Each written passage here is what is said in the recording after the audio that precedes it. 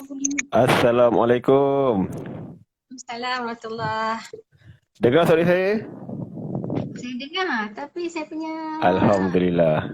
ini tak dengar lah. Earphone. Ha.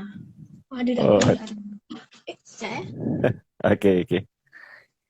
Tak ada. Dengar Sekejap tak? Dengar tak? nanti. Tak apa. Nanti kalau tak pakai ni boleh dengar tak suara saya? Saya okey je. Saya tak Dengar pakai. suara saya? Dengar Sebab Alhamdulillah. sebab dia kadang kalau tak pakai tu takutnya dia bergema je lah. Tapi kalau tak bergema okey lah kot. Alhamdulillah. Alhamdulillah. So kita boleh mula insyaAllah. InsyaAllah boleh. Okey, kita berkati sesi kita malam ni dengan umur kita Al-Fatihah. A'udzubillahi minasyaitonirrajim. Bismillahirrahmanirrahim.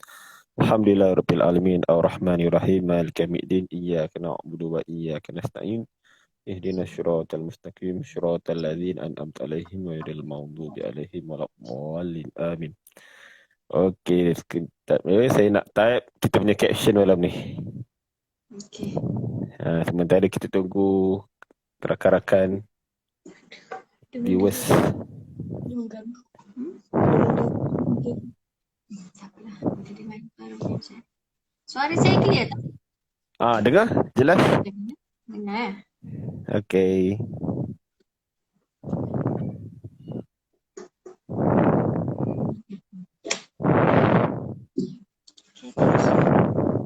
Hilang.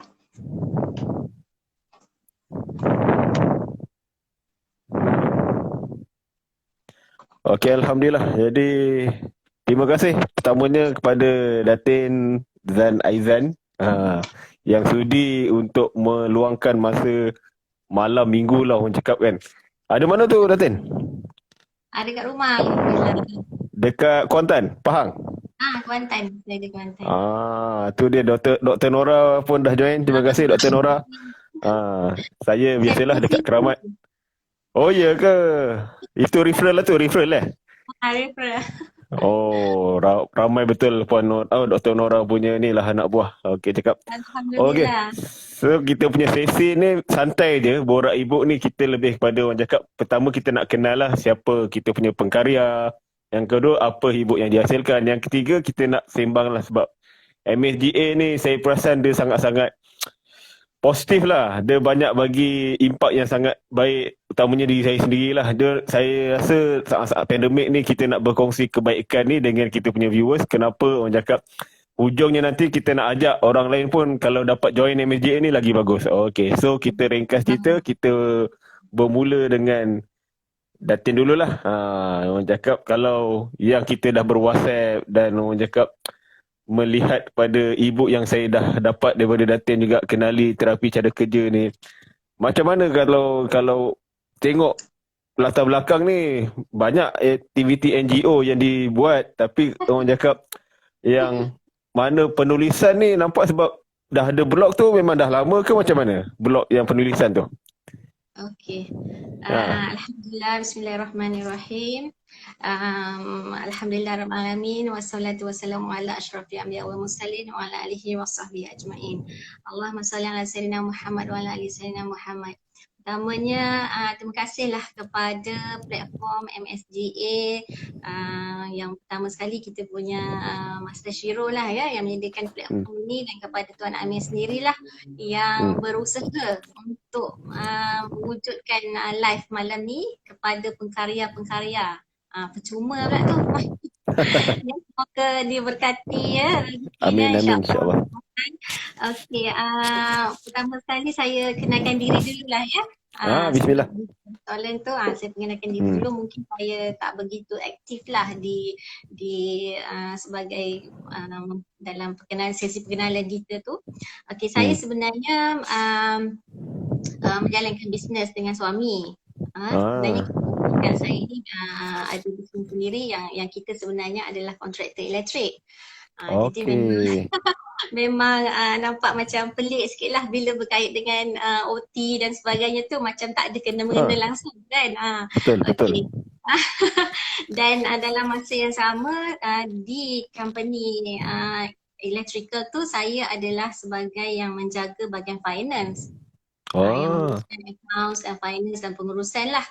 Dan dalam masa yang sama saya pun ada bisnes saya sendiri. Saya ada kedai untuk sulam komputer, supply baju-baju corporate dan sebagainya. Jadi hmm. itu saya punya kerja hakiki lah. Okay. Okey, dan macam mana okey, macam mana saya boleh terlibat dengan penulisan ni? Sebenarnya penulisan ni dah lama. Memang blog saya tu pun saya rasa saya dah start dalam lebih daripada 12 tahun yang lepas lah. Tapi Lama. dah kena hack dan sebagainya, dah berapa kali buat blog, and then akhirnya alhamdulillah WordPress saya masih bertahan. Lepas tu di situlah banyak saya menulis. Kalau masuk saya punya blog tu pelbagai perkara lah saya tulis, bukan fokus kepada hal kekeluargaan ataupun keagamaan saja. Ada banyak benda lah saya tulis kat situ, dan semua tu based on pengalaman dan pengamatan dan pembacaan saya sendirilah. Saya sebenarnya lebih kepada saya nak menyimpan nota supaya saya boleh Ah, merujuk dan saya boleh share juga ilmu tu kepada orang lain. okay. Bukanlah, tapi alhamdulillah lama kelamaan dia jadi macam satu habit kan. Sebab kita Hmm. suka menulis kan, sebab masa saya Hmm. sekolah pun memang saya suka menulis cerpen, masuk pertandingan menulis, dan habis SPM saya pun pergi kursus dengan DBP dan sebagainya. Hmm. Jadi penulisan tu macam satu terapi lah sebenarnya. Sebab dia bidang yang berbeza dengan kerja saya, banyak banyak mengira kan, accountancy kan. Ah, betul. Banyak mengira, jadi kadang kita bukanlah kata stres, tapi kita penat. Saya penat kan. Terapi lah penulisan ni. Okay. Lah, so bila saya menulis tu, saya rasa alhamdulillah di situ saya dapat meluahkan apa yang perasaan kita ataupun kita boleh riliskan sesuatu, macam kita letak satu beban daripada bahu kita, kita letak dengan cara menulis. Tu untuk Hmm. diri sendirilah. Okay. Lepas tu dalam masa yang sama saya pun suka menghadiri kelas-kelas kuliah-kuliah dan sebagainya, kuliah Hmm. agama dan sebagainya. Dan bila saya bimbang, saya lupa. Jadi Hmm. bila saya lupa tu, memang saya suka menulis dan saya transferkanlah ke dalam saya punya blog ataupun Facebook saya. Jadi dekat situ saya boleh refer balik dan biasalah share kepada orang lain, macam itulah. Kira 12 tahun tu 12 tahun 2008 2008 2008. Oh, lama. 2008, 2007 macam tu. Masa tu Ah, belum ada degree. Iyalah, kalau di 2007 macam tu saya tak habis belajar lagi tu, masih degree lagi. Datin sekejap saya nak tekan klik saya punya ni bateri pula. Sekejap. Mana ni? Okay, sorry, technical. Okay, so orang cakap daripada bidang yang berbeza, tapi lebih kepada terapi lah juga, menyimpan nota untuk diri sendiri dan berkongsi manfaat bersama yang orang cakap jadi ibu ni. So macam mana boleh orang cakap sebelum ni pernah ada buku atau e-book ni merupakan buku yang pertama yang ditulis oleh Datin, orang cakap? Ke pernah ada buku fizikal ke, tak pernah ke? E-book ni yang pertama ke? Okey. Buku fizikal saya sendiri saya tak pernah ada lagi. Okay. Tapi saya ada menulis untuk asatizah di lah. Saya ada membantu lah, sebenarnya saya membantu Ustazah Mozayana Abdullah untuk menulis nota-nota kuliah dia, dan ada yang dia bukukan.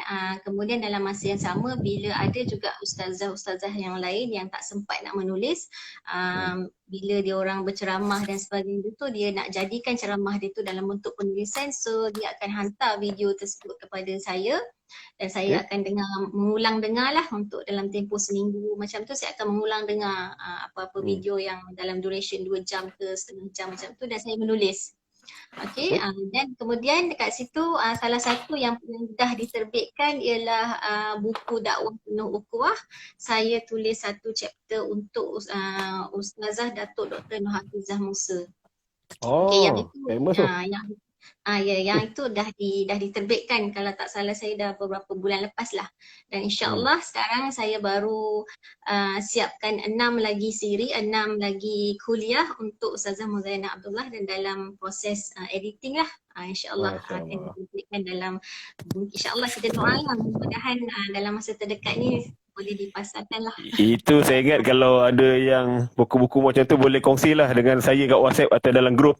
Sebab kita meraihkanlah buku-buku yang ditulis oleh rakan-rakan MSGA ni. Sebab kita, bagi saya rugilah. Sebab kalau kita betul ghostwriter, tapi kalau tak kongsi kita tak tahu. So rugilah orang cakap dakwah tu tak tersebar dengan luas. So kalau dah terbit ke apa, sudikan share dekat WhatsApp grup apa semua, nanti maklumkan. Itu Akan ada ditunjukkan. ayat daripada Dr. Nora tu. Datin Zan kena kisahkan macam mana mendidik anak jadi juara dunia equestrian. Tahun berapa dah tu? Okey. Subhanallah. Sebenarnya bab ini macam mana, sebab apa saya boleh menulis ni. Ni saya ada print satu buku physical untuk saya punya simpanan sendirilah. Okey.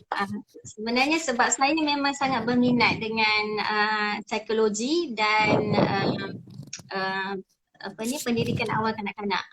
Dulu masa saya sebelum saya bekerja tetap, saya pun pernah bekerja bersama kalau orang yang age saya, dia mungkin ingatlah dulu ada satu rancangan kanak-kanak Kak Yung tu. Di bawah Kak Mira Nuri kan. Saya pernah berkhidmat dengan dia orang lebih kurang setahun. So di situ saya dapat training untuk kanak-kanak yang kanak-kanak special.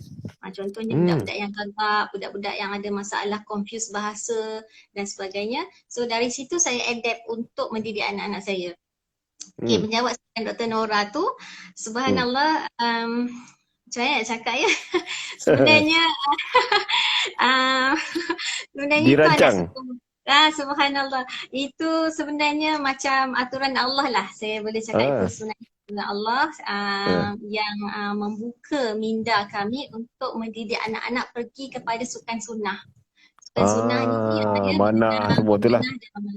Okey, semua anak-anak dia memang kita didik dia dengan ketiga-tiganya. Tapi kita tengok kecenderungan masing-masing ke arah mana. So untuk anak sulung saya yang jadi wakil Malaysia tu pada tahun dia bermula jadi wakil Malaysia pada tahun 2014 kalau tak salah saya. 2014 dia wakil. Said Noh. Ya. Kenal ya. Baca ibu, baca ibu. Nanti sebenarnya saya okeylah, ini nak kata trivia ke apa, tapi berbetulan lah. Nama anak saya yang nombor 2 Hud, nombor 3 Noh. Tapi tak ada Said lah. Tak ada Said lah. Sebab saya pun nama seketul. So Noh bin Amir, Hud bin Amir. Tengok sama pula nama Said, cuma ada Said lah. Okey. Itu yang saya sulung ni, dia memang berminat dengan berenang dan berguru. Berenang dia setakat ada wakil negeri sahaja, sebab pada masa tu kita punya kerajaan belum menguatkuasakan pakaian yang menutup aurat lah. Faham. Jadi disebabkan daripada kecil saya dah didik anak-anak dengan Al-Quran, hafazan dan sebagainya. So automatically dia orang sendiri tak nak. Kita tak paksa dan tak stop dia, tapi automatically dia sendiri rasa itu tak patuh syariah, so dia stop lah berenang. And then dalam masa yang sama dia serius fokus pada kuda daripada umur dia 4 tahun setengah sampai awal sampai dia, saya rasa dia konsisten dan dia boleh dikatakan dia boleh bawa semua jenis kuda.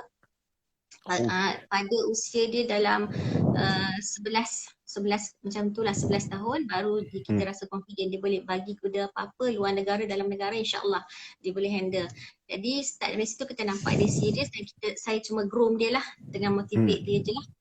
Dan of course lah kita kena, sebab kebetulan anak saya pun hafiz, dah khatam 30 juzuk Alhamdulillah. Jadi dalam masa yang sama bila dia terlibat dengan equestrian ni, cabarannya sangat besar.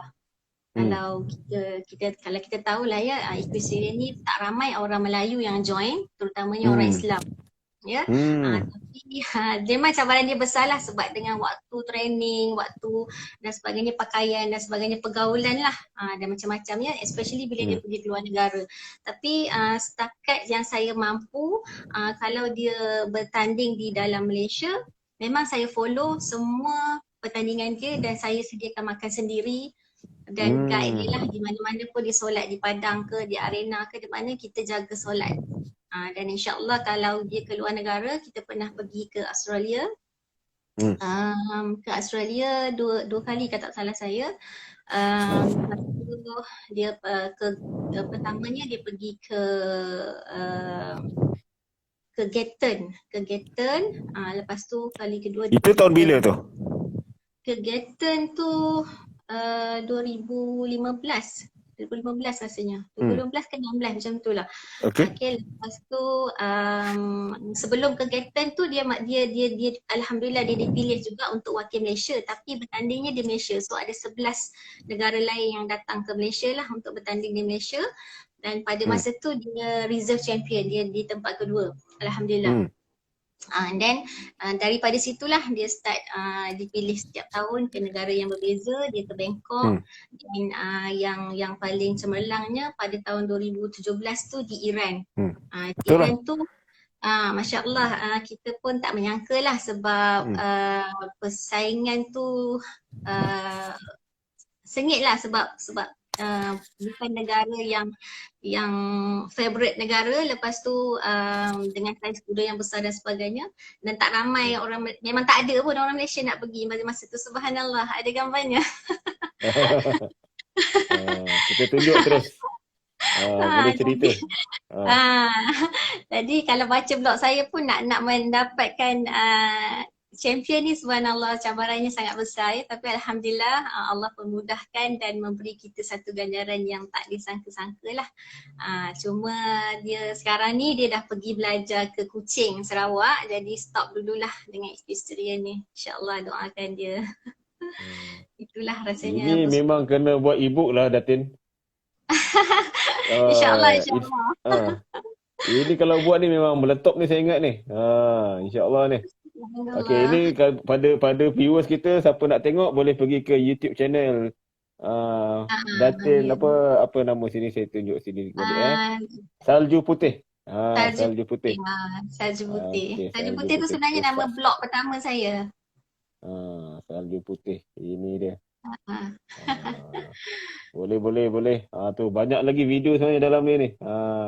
Okey, sebelum tu kita nak pergi ke e-book yang dah siap. Orang cakap e-book Kenali Terapi Cara Kerja. Ni adik dia ni Noh Hud. Ni. Tu adik dia yang nombor 3. Adik Hud. Saya terbalik, Datin. Saya punya yang Hud abang, Noh adik. Sebab tak expect dapat adik. Ingat dapat Hud je. Sekali dapat nombor 3, nak datang mampu lah. Noh lah, terbalik pula. Ayah mentua saya Saleh. Ayah mentua saya Saleh. Noh Hud Saleh. Tu terbalik. Betul, ikut turutan. Masya Allah. Ikut turutan. Okey. So balik pada kita punya e-book ni. Yalah, sebab Datin dah menulis 12 tahun orang cakap. Tapi kenapa memilih untuk menjadikan Kenali Terapi Cara Kerja ni sebagai e-book yang pertama di-upload di MSGA? Mesti ada something special kat situ. Bismillah. Okay. Alhamdulillah, sebenarnya memang e-book ni sangat special pada saya. Bukan kerana saya cerita pasal anak saya, tapi apa yang saya faham, saya pernah join NGO kanak-kanak istimewa juga ya. Saya pernah jadi AJK sebagai NGO, Persatuan Ibu Bapa Anak Istimewa Negeri Pahang. Saya pernah bersama dengan mereka, dan saya nampak masyarakat kita ni sangat macam pemalu ya. Maybe kita ni orang Melayu kan. Orang Melayu ni sangat pemalu. Sangat pemalu bila ada masalah mengenai anak-anak, dan masalahnya apabila kita nak membantu pun dia orang still rasa macam it's okay, dia tak perlukan bantuan dan sebagainya. Tapi at the end, bila kita tengok selepas beberapa tahun, kanak-kanak tu tidak diberikan terapi yang betul, dan kita tak kenal pasti apa masalah dia, dia punya problem akan start bila dia masuk sekolah rendah. Betul. Masa dia umur 3-4 tahun, adorable, so kita nak tengok dia main, dia pandai handphone dan sebagainya. Kebanyakan ibu bapa is very like proud. Dia cakap okay, dia tak ajar pun anak dia handphone, tapi anak dia pandai everything. Tapi itu sebenarnya benda yang pada saya tak berapa betul lah. Dan kita tak berapa kena positif lah. Ya, tak berapa positif. Sebab saya melihat, macam saya cakap tadi, saya pernah belajar terapi untuk kanak-kanak. Apabila dia masuk sekolah, masalahnya ada ramai kanak-kanak yang pegang pensel pun tak boleh. Pegang pensel pun tak pandai. Lepas tu dia tak Betul? independence. Independent macam mana? Ada yang nak langkah longkang pun tak lepas. Allah. Ha, sebab they are too pampered. You know, itu Hmm. pampered sebab apa anak dia buat pun pada ibu bapa adalah sesuatu yang kelakar, ada sesuatu yang seronok. So mak ayah dia tak nampak anak dia sebenarnya ada masalah. Okay, sebab lepas tu dalam zaman kita ada gadget ni, anak-anak umur 3-4 tahun dah pegang handphone. So dia Betul. tak ada motoring system dia tak Yes. Tak macam digunikan. budak-budak dulu. Kan tak macam kita dulu lah. Kita dulu panjat pokok ya, berlari sana Yes, sini. betul. Sekarang tak ada kan. Okay, sekarang semua duduk dalam rumah je. Betul, kita kena keluar Memanglah rumah. dari segi keselamatan tu satunya betul. Tapi kadang-kadang kita sebagai ibu bapa, kita sendirilah kena rajin. Jadi sebab tu saya hasilkan buku ni sebab bila anak saya nampak dia, kenapa? Because dia anak ketiga, ya. So saya dah nampak anak pertama dan kedua dia berbeza. Pembesaran dia beza, lepas tu anak ketiga ni dia dah modern sikit. Dah start lah dengan handphone dan sebagainya. Tapi sebenarnya anak saya tak suka handphone. Yang ketiga ni dia bermain outdoor, dan sebenarnya semua anak-anak saya memang tak pernah belikan dia orang handphone. Saya cuma bagi dia tengok TV pun cuma hari Sabtu sahaja. Semua daripada yang sulung, hari Sabtu saja dia boleh tengok TV. Dia boleh main game hanya pada cuti sekolah yang panjang. Itu saja. Pada masa lain memang lepas subuh dia orang dengar Al-Quran dan sebagainya. Kalau tak ada kerja sekolah pun saya sendiri dengan suami lah akan bawa dia orang keluar untuk riadah. Lepas subuh kita dah pergi riadah ke mana-mana lah, panjat bukit ke apa, jalan kaki ke apalah, tak kisahlah. Tapi kita penuhkan aktiviti anak kita macam tu. Tapi bila anak ketiga ni saya tengok pertamanya dia ada masalah fokus. Dia tak boleh fokus dalam kelas pun, dia tak boleh duduk diam. Tapi dia bukan kanak-kanak yang mengacau orang ke, memecahkan barang ke, tak. Dia cuma tak boleh fokus. Jadi saya nak tahu punca, subhanallah. Ini dia punya terapis lah yang banyak mengajar saya juga sebenarnya. Bukan mengajar anak saya, mengajar saya. Jadi Masya Allah. Jadi sebab saya pun memang berminat dengan ilmu-ilmu macam ni. Jadi dalam masa yang sama saya pun mencari, saya buka YouTube, saya beli buku untuk pendidikan kanak-kanak yang special ni. Sebab apa? Sebab bila saya bawa dia pergi test untuk disleksia, dia bukan disleksia. Bila saya bawa dia pergi psikiatri, doktor nak test dia sama ada dia ADHD ke tidak pun, dia bukan ADHD. Dia boleh duduk diam dan berborak dengan doktor dalam 1 hour. Cuma after half an hour dia nampak resah gelisah macam tu lah. Lepas tu dia ada masalah yang dia lupa untuk baca Quran tu. Bila dia mengaji 2-3 hari dia lupa. So dia ulang balik. So untuk tempoh setahun dia tak boleh berganjak muka surat pun. Tapi dalam masa yang sama kalau kita pasang MP3 ataupun CD, dia boleh hafal. Jadi dia boleh hafal apa yang dia dengar. Walaupun dia tak kenal huruf-huruf Al-Quran tu. Jadi dekat situ saya rasa saya kena cari solution dia, sebab saya tak boleh biarkan dia berterusan macam ni. Sebab sampai satu masa dia kena pergi sekolah dan dia mungkin tak bersama dengan saya lagi. So kanak-kanak macam ni akan left out lah. Siapa nak fokus dekat dia 24 hours kan. Jadi dekat situlah saya bermula, saya pergi bawa dia terapi ke occupational therapy, dan alhamdulillah dia orang kena pasti okey. Sebenarnya main game tu pun ada bagusnya, sebab dalam terapi tu dia dibenarkan main game yang cari musuh kan. Cari musuh tu, tembak musuh tu, tu sebenarnya untuk fokus dia. Jadi tu sebenarnya, tapi tak lama lah, dalam 15 minutes je. Lepas tu kita dekat rumah pun dia advice lah untuk kita buat benda tu, dan saya follow semua advice yang terapis suruh buat lah. Dia kata beli gym ball, elakkan dia duduk atas kursi, duduk atas gym ball. Okay, saya follow everything. Lepas tu untuk fokus dia juga, sukan yang bagus untuk dia adalah memanah. Jadi saya pun masukkan dia fokus, memanah. Memanah. Lepas tu dalam masa yang sama untuk kita bagi dia kurang tenaga sebab dia aktif kan. Dia aktif, dia memang tak pernah duduk sajalah. Daripada kecil dia sentiasa kayu basikal dan sebagainya. Hyper Tapi itulah doktor tak boleh nak diagnose dia as ADHD. Sebab dia boleh Ah, communicate dengan orang, dia boleh ada eye contact dan okey. sebagainya. Ah, Jadi dengan cara apa, saya belikan dia trampolin. Kalau kita ah, tengok dia tak boleh fokus buat kerja sekolah, ah. okey, melompatlah 100 kali, sambung balik buat kerja sekolah. And then buat kerja sekolah pun, okey, terapis kata jangan guna kerusi sebab kerusi is static. So dia tak boleh static. Okey, kita beli gym ball, dia duduk atas gym ball, so dia boleh bergerak sambil menulis. That's it. So everything tu saya follow je. Sampai 2 tahun Ah, dia complete dia punya terapi. hmm. Alhamdulillah saya tengok sangat positif. Banyak benda yang daripada dia tak boleh membaca, dia boleh membaca. Daripada Hmm. result exam dia semuanya E. Darjah 3 Oh, tu semua E. oh. Masya Allah. Tapi Hmm. bila darjah 5 dia ambil dia anak saya semua sekolah agama ya, sekolah agama yang Ah, ada akademik lah, sekolah swasta hmm. agama. Okey. So dia ada satu exam yang satu Malaysia punya sekolah agama tu dia Hmm. panggil SPRA kata salah saya. SPRA, Uh, betul. kan SPRA. So yang itu dia boleh dapat 5A macam tu lah. Daripada dia Oh, tak tahu apa-apa tu. E. Oh, Jadi saya rasa the therapist is very yalah, yalah. effective untuk dia. Hmm. Saya tak hantar dia tuition pun sebab tuition is Hmm. not helping lah sebenarnya.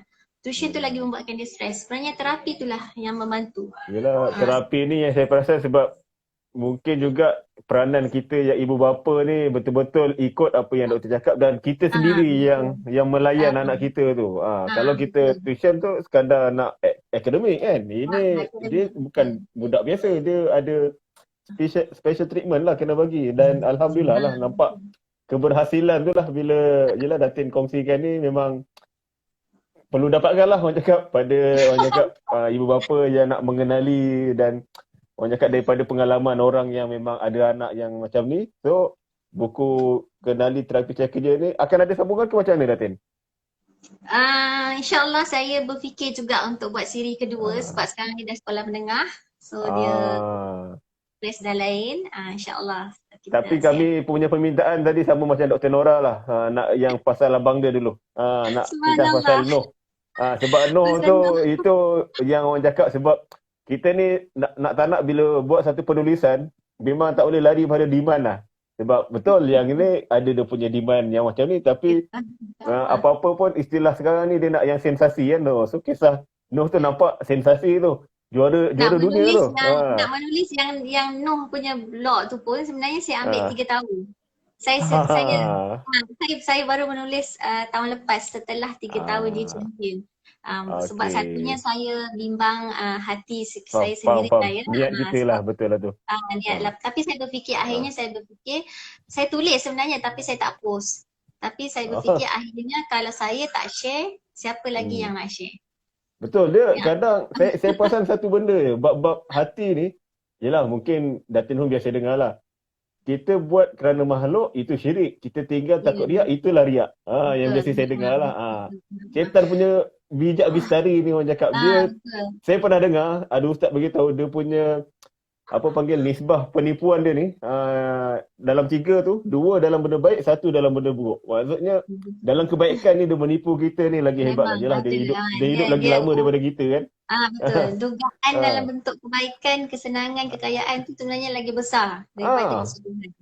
dia sebab benda baik ni kita tahu kita buat benda baik. So nak tipu benda jahat kita takkan buat. Dosa pahala kita tak buat. Tapi benda baik ni jangan nanti kau tolong ni orang cakap ni. Macam saya untuk diri saya sendirilah. Saya selalu buat macam contohlah macam orang cakap Quran kena baca setiap hari kan. Ya, Tapi ini amalan yang bagi saya yang saya buat alhamdulillah didikan mak ayah lah. Lepas orang cakap setiap pagi baca Quran, sampai sekarang saya baca. Saya cerita ni pun bukan niat riak apa tapi bagi saya itu yang memang kita kena buat. ya So betul. sampai tahap ustaz cakap awak kena buat benda ni ikhlas sampai puji keji sama je. Tak ada beza. Orang nak Ya puji ke betul. apa, awak tak kembang, awak tak kuncup tapi awak buat ni sebab Allah awak nak sukakan Allah. Sebab macam kisah yang Datin punya ni saya perasan sebab terlalu banyak kisah-kisah yang yelah kita kalau rajin tengok media sosial sekarang kan benda-benda yang memang kita pun takutlah Masya nak baca Allah. kan. Yang macam semua macam Berita bangsa kita ni sensasi. tak ada benda yang positif ke kan. Padahal Masya macam Allah. kisah contoh macam Noh ni kan.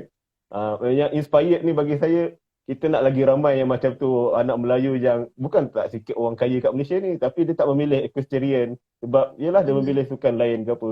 Contoh golf ke Ya. apa, tak salah, tapi Betul. benda tu tak sunnah kan. Equestrian tu pula sebenarnya bila disebut equestrian, orang akan nampak dia sukan orang kaya. Yes, Okay, orang yes. akan nampak Saya benda pun tu nampak sebenarnya. macam tu. Saya nampak macam tu. Tapi dah dapat peluang ni, saya cerita sikit lah ya. Sebenarnya selama dia terlibat dengan equestrian, kami tak pernah keluar kos pun untuk pertandingan dia. Saya cuma pernah, saya okey betul lah, saya pernah beli seekor kuda, tapi kuda tu kita beli X-race, kuda murah lah, kita beli X-race dan kita train. Okay. Untuk dia berlatih di sini saja, tapi dia nak pergi ke pertandingan luar negara dia tak boleh bawa pun. Okay. Tapi alhamdulillah, mungkin saya rasa ini kuasa Allah belaka lah yang susun niat kita, dan insya-Allah mungkin sebab anak saya pun Al-Hafiz, jadi dia sendiri pun sangat patuh kepada guru dia. Apa yang cikgu dia cakap, coach dia cakap, dia tak pernah bantah. Walaupun benda tu dia dah pandai ataupun dia training benda yang sama je setiap hari. Kalau kita tengok kita macam boring je kan. Tapi itulah saya rasa keberkatan dia. Sifat taat dia. Sifat dia. Tapi every pertandingan alhamdulillah sentiasa ada penaja. Macam selama 5 tahun. Itu bagi saya Datin, benda yang Datin kena ceritakan lebih sebab kita nak betulkan silap faham. Salah satu penulisan ni yang saya, yalah sebab saya memang dalam bidang ni kan, editor apa semua. Saya sangat menggalakkan saya punya penulis, apa-apa sisi positif, benda-benda yang mitos ni, kita sebagai penulis yang berhadapan real experience, kita kena cerita, kita kena betulkan silap faham. Sebab sebelum orang bersangka alah ini semua mahal, padahal kita nak betulkan satu pemahaman. Sebab sebelum ni saya dengan Hajah Sinar Maya yang dia buat haji DIY, yang dia buat pergi haji sendiri apa semua, yang kalau ikut macam-macam halangan juga dia dapat. Tapi bila Allah izin, kita pun tahulah benda ni, bila Allah izin ni satu benda yang tak ada siapa halang, dan keizinan Allah tu juga bertitik tolak, saya faham, daripada kita punya tolak lah, keinginan kita, usaha yang betul. Kita yakin insya-Allah. Allah kata Allah kun fayakun. Apa saja yang Allah nak bagi, dia bagi. Sebenarnya ayat surah daripada surah Yasin tu, innama amruhu iza arada syai'an ay yaqula lahu kun fayakun tu, sebenarnya ni saya bagi tahu rahsia lah. Bismillah. Every pertandingan dia, bila dia step on the horse tu, atas kuda tu, saya tak putus dengan ayat tu. Itu amalan dia lah. Masya Allah. Saya tak banyak pandai amalan yang lain, tapi memang setiap pertandingan dia itulah yang saya baca. Pegang satu ayat kan? Pegang satu ayat. Bila dia start je naik atas kuda tu, itu saya baca selain daripada kita berselawat dan sebagainya. Tapi itulah bukan kerana saya nak menang, bukan saya nak dia menang, tapi apa-apa kemungkinan boleh berlaku. Betul. Kuda bahaya. Dia boleh dan sebagainya ya. Kita tak nampak kemenangan sahaja. Sebab dia jumping, dia masuk jumping banyak jumping. Dan kuda tu adalah benda hidup.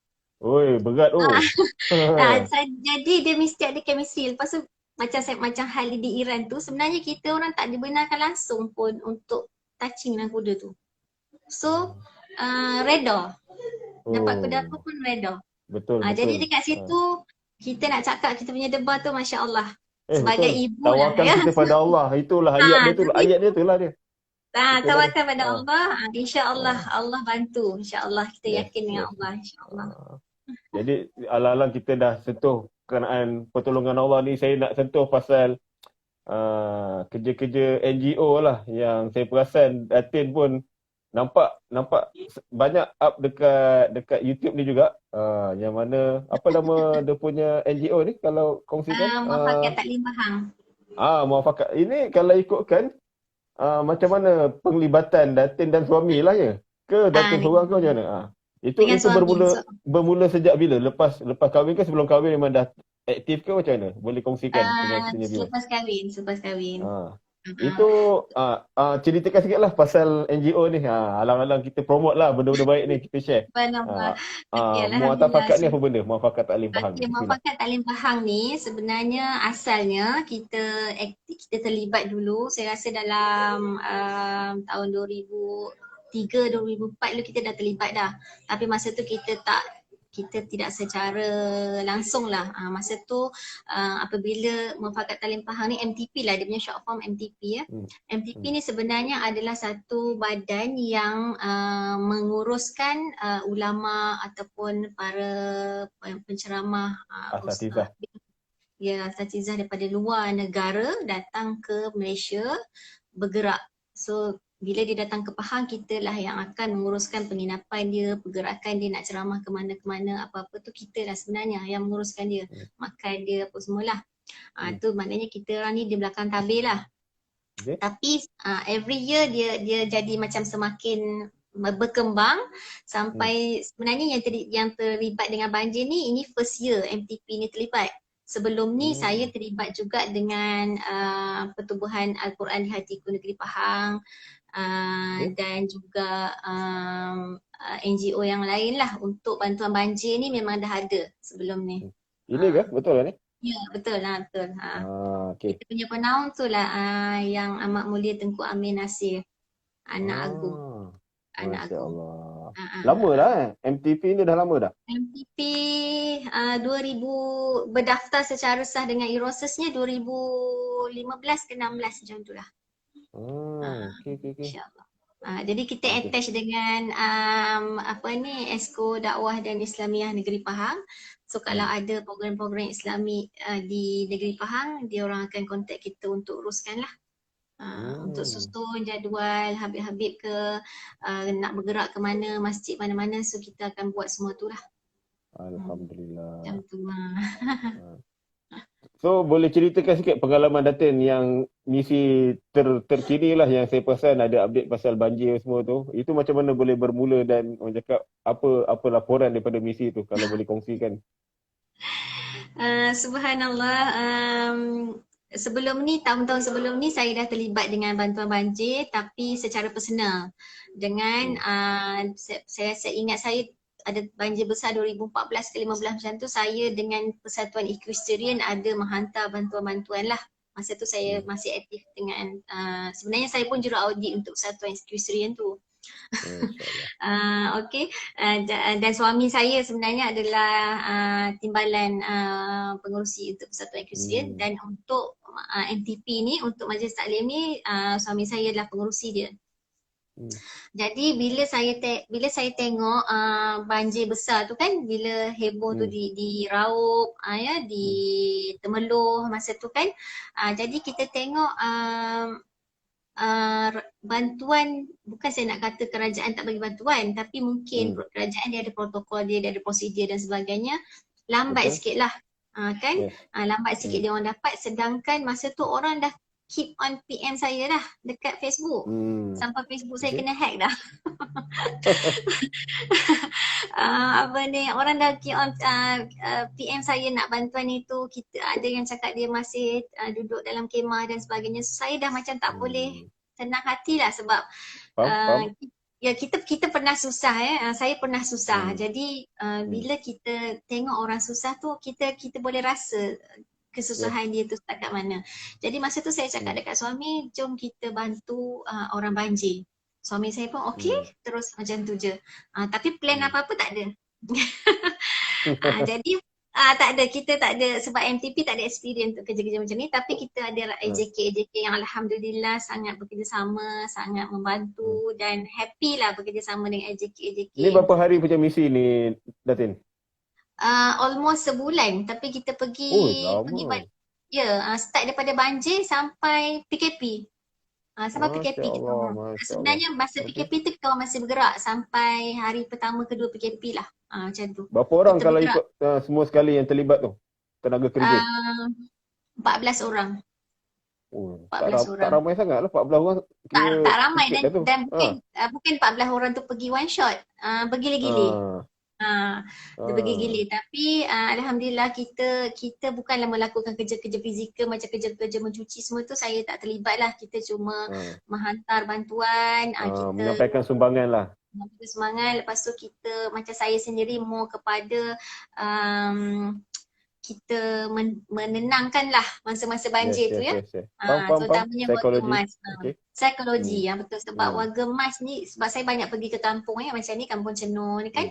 Di sini memang ramai sangat warga Mas yang dia tak ada anak-anak duduk dengan dia. Allah. Anak-anak dia kerja jauh, lepas tu masa tu kan PKP, PKBB, anak-anak pun tak boleh nak Yelah, balik, tak nak boleh kampung. Subhanallah, Betul lah tu. memang kalau kita nak cerita dia orang punya down tu seolah-olahnya macam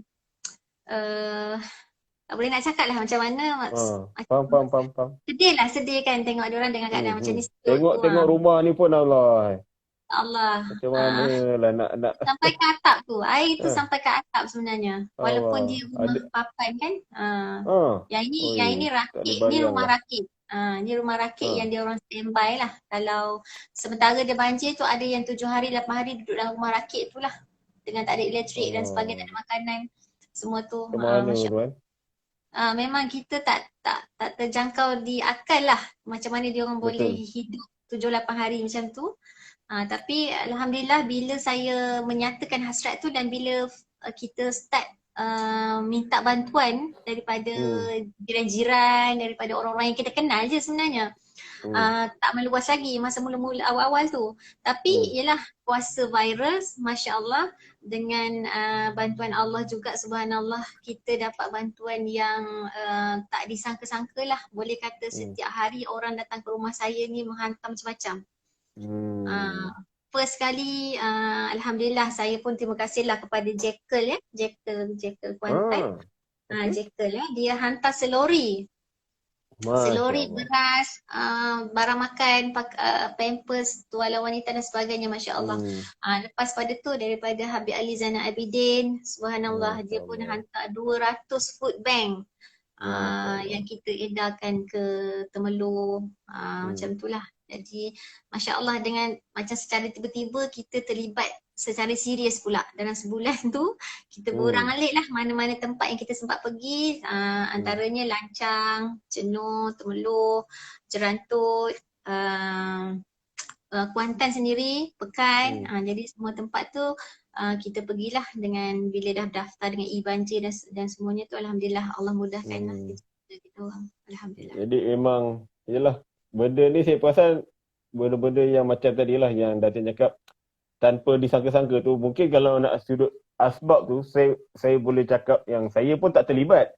Tapi kira orang yang macam saya yang tak terlibat ni, kami menunggu-nunggu golongan-golongan yang macam apa yang Datin buat lah. Kami nak buat tak boleh. Jadi itu list yang kami boleh buat lah. Menyumbang dari sudut kewangan. Contoh macam saya ambil contoh paling dekat saya punya surau lah, surau tempat saya. Saya duduk apartmen.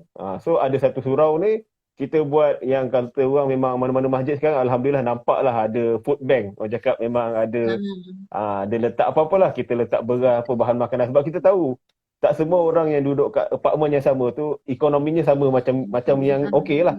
Jadi yang kami yang ada lebih sikit ni, Alhamdulillah lah, saya nampak macam surau kami tu memang dia tak letak syarat.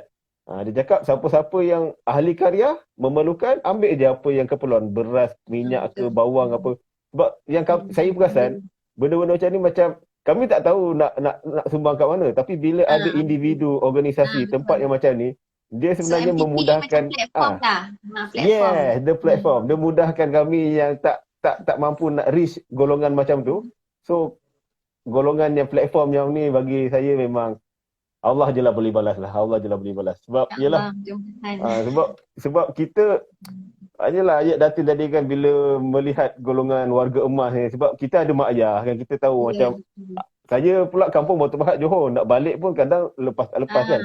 So saya membayangkan, sebab saya selalu berbual lah anak dengan mak punya perbualan. Saya cakap yelah, macam contoh saya cakap apa-apa yang ada kat sini, kalau orang-orang tua ni saya akan cuba macam bantu ke apa, sebab saya melihat orang tu sebagai mak ayah saya. Sebab saya nak stranger yang dekat kampung saya pun mengharapkan dia buat apa yang saya buat kat orang tua kat sini. Sebab kita tak tahu siapa orang baik kat kampung saya tu yang sanggup tolong mak saya. Dan saya perasan ada beberapa orang baik yang Allah hantar tolong mak saya pun semua. Sebab saya jauh kat KL. Itu yang saya pegang dan saya nampak inilah yang patut kita buat. Sebab kita tak boleh nak bernafsi-nafsi ni, memang tak ada dalam Islam lah sebenarnya pun. So selagi boleh kita sumbang mana boleh. Tak mampu cakap yang baik, lebih baik diam. Sebab saya perasan satu lagi penyakit netizen lah. Kalau rajin Ya. pergi media saja. Baik pun benda jahat memang Ya. salah lah. Benda baik pun kena Betul. kecam. Jadi macam garuk kepala lah. Macam Allah. Dah Itu betul. memang itu pun salah satu ujian lah sebenarnya, macam kita orang sendiri pun bila kita bergerak dalam pandemik ni, Ah, um, ramai je yang tak suka sebab dia cakap Allah. kita bergerak merata-rata, kita ni akan menjadi Ah, ejen yang menyebarkan COVID. Sebenarnya Allah. tapi subhanallah kami semua MTP memang minta maaf lah pada semua masa banjir kita tak bersalam, kita tak ada peluk-peluk ya, dan kita Yalah, pun tak SOP kita jaga. kita jaga SOP dan memang kita briefing lah dekat, sebab saya sendiri pun bawa anak-anak saya terlibat dalam ini. Jadi memang dah dipesan lah, sebab budak-budak ni dah biasa kan bila jumpa orang tua dia akan salam, cium tangan dan sebagainya.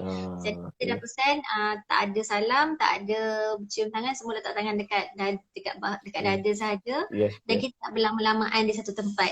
Faham? Macam tu lah, tapi yelah kita tak boleh nak terangkan semua ni pada semua orang.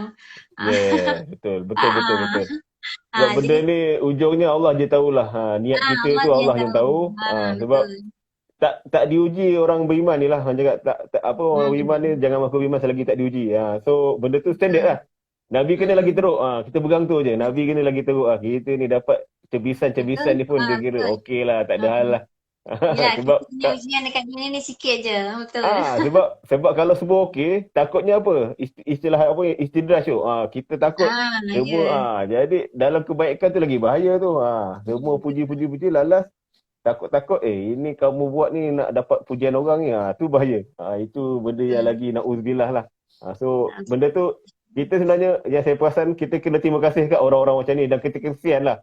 Kesian sebab dia dijadikan orang yang menguji kita. So kita doa supaya dia dapat hidayat buat lagi baik. Itu yang kita kena buat lah sebenarnya. Jadi Datin, alang-alang kita ni pun sebenarnya tanpa sedar menghampiri 10 suku ni. Kita cakap setengah jam.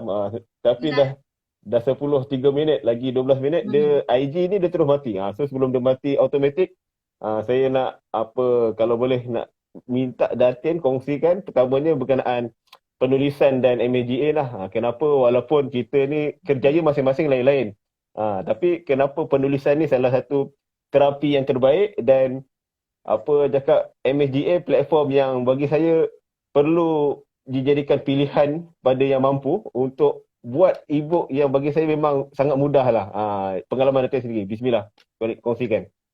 Okey. Alhamdulillah, sebenarnya saya sangat bersyukur bila saya jumpa dengan MSGA ni, sebab saya memang mencari satu platform yang saya boleh hasilkan penulisan, walaupun bukanlah bertujuan untuk menjual sangat, tapi dalam masa yang sama kita dapat macam 3, 4 in 1 lah.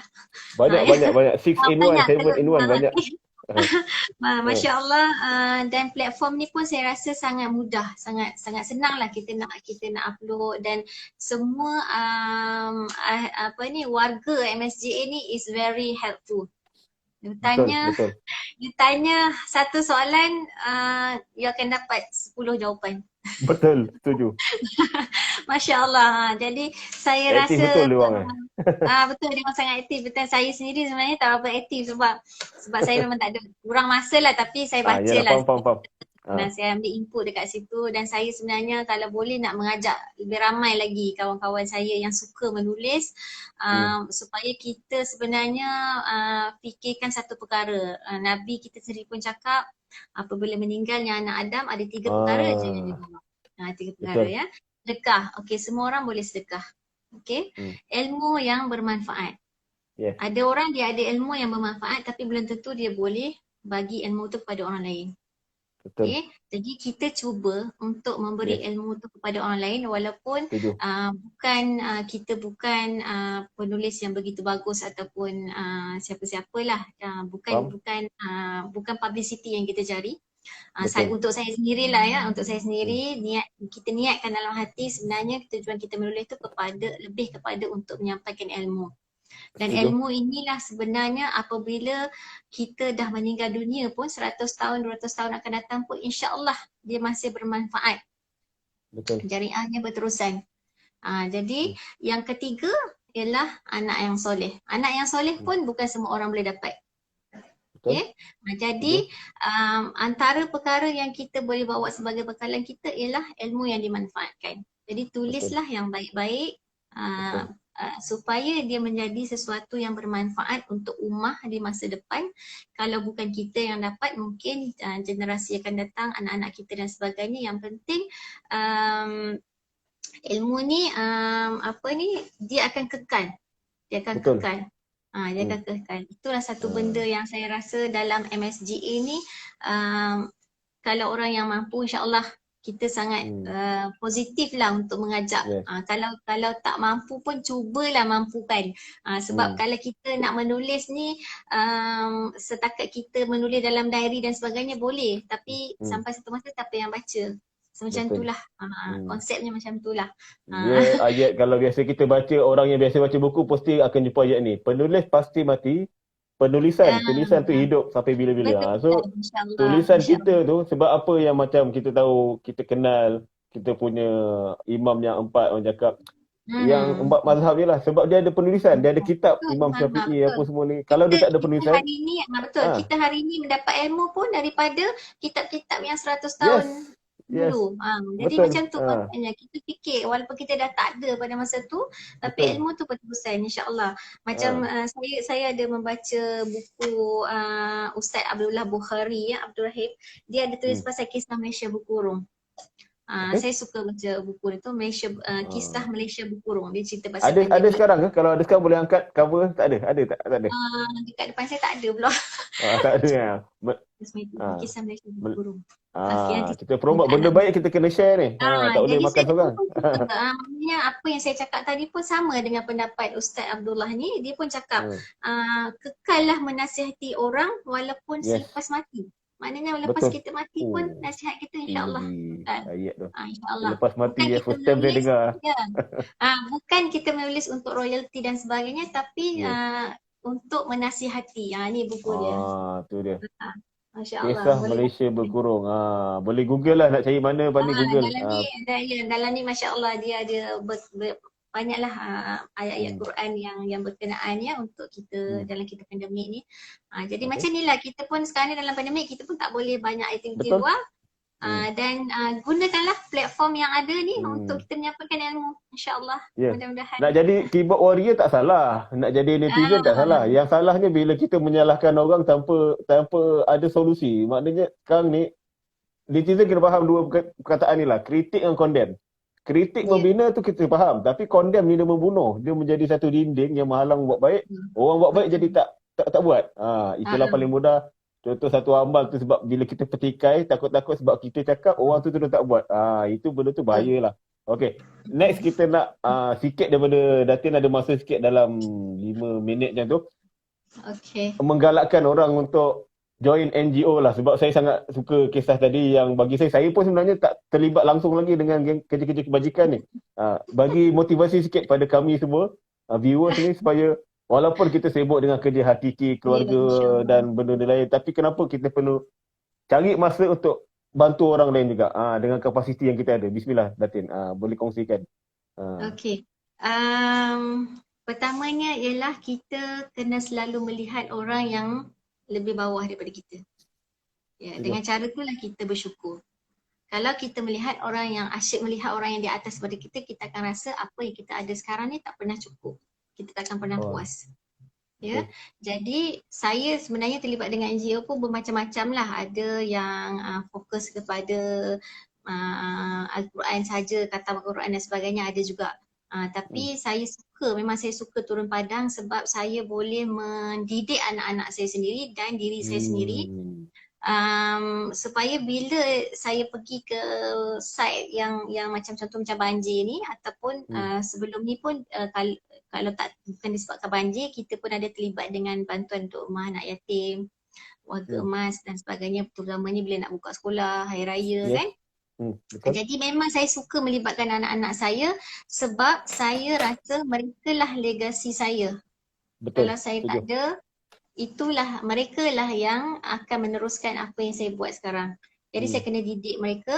Macam tu juga saya nasihatkan kepada orang lain, bila kita buat sesuatu, libatkan satu keluarga supaya kita tak rasa kerja-kerja kebajikan ni beban.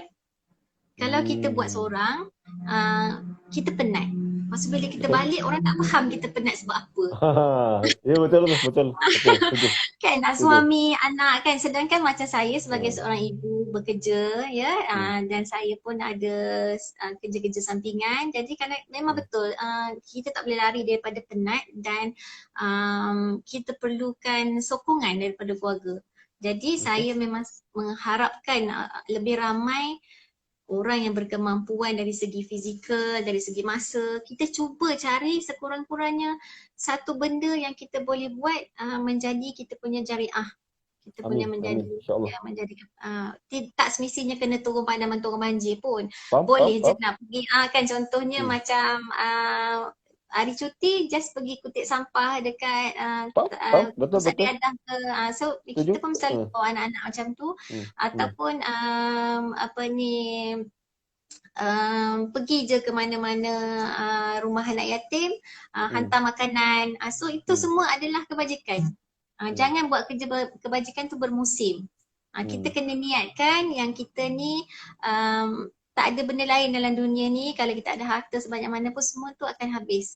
Semua tu Allah, kalau Allah nak ambil, Allah boleh ambil bila-bila. Tapi apa yang kita boleh kekalkan ialah kita punya sedekah jariah. Dan bila kita membantu orang gembira, kita pun gembira insya-Allah. Dia ibarat macam orang cakap yang pernah kita dengar jugalah, ada orang tu dia tak turun padang macam tu, tapi contoh dia ambil sejadah dia basuh, dia ambil telekung dia basuh. So benda ni dia balik ayat pepatah Melayu lah. Nak buat baik ni 1000 cara lah, tapi bila kita tak nak 1000 dalih lah. So benda ni mula pada kita sebab what you give you get back lah. Sebab saya pegang satu ayat, bila kita kita bantu manusia, yang bantu kita bukan manusia tapi Allah bantu kita. Itu yang kita kena yakinlah sebab jangan kita harapkan balasan. Yes, betul. Hantar balasan tu tak semestinya daripada orang yang kita bantu. Setuju, tepat. Dan orang cakap terima kasih banyak untuk hampir sejam kita punya sesi. Minta maaf terlebih kurang kita punya sesi ni. Dan insya-Allah kita punya sesi ni akan ada kat IGTV.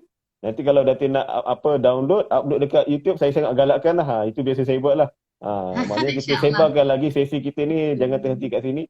Supaya apa yang kita kongsi ni ada manfaat dan mana-mana yang tak okey tu jadikan sepadan lah. Kami minta maaf dari pihak kami MJA dan terima kasih sekali lagi Datin.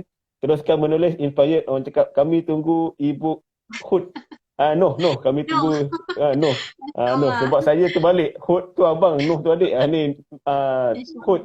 Kami tunggu Hud punya. Okey, terima kasih Datin. Assalamualaikum, selamat malam. Waalaikumsalam. Okey, kita tangguh dengan tasbih kifarah. Subhanallahi wa bihamdihi, subhanakallahumma wa bihamdika, asyhadu an la ilaha illa anta, astaghfiruka wa atubu ilaik. Assalamualaikum warahmatullahi taala wabarakatuh. Waalaikumsalam warahmatullahi. Terima kasih. Okey, sama. Jadi alhamdulillah sesi kita esok kita akan ada IG live. So terima kasih pada semua dan kita jumpa lagi. Assalamualaikum warahmatullahi taala wabarakatuh. Waalaikumsalam. Okay.